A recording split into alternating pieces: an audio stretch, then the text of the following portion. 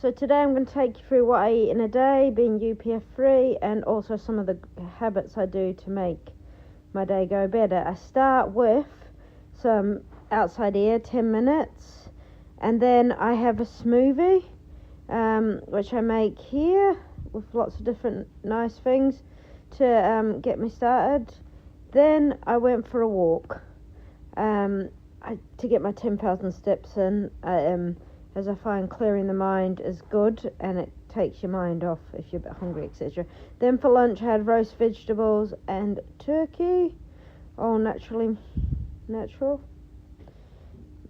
Then I made a cake, so here's some bits we did that with. So yep, made a banana cake, so all natural ingredients, and then tea. I have similar to what I had for lunch, which is roast vegetables.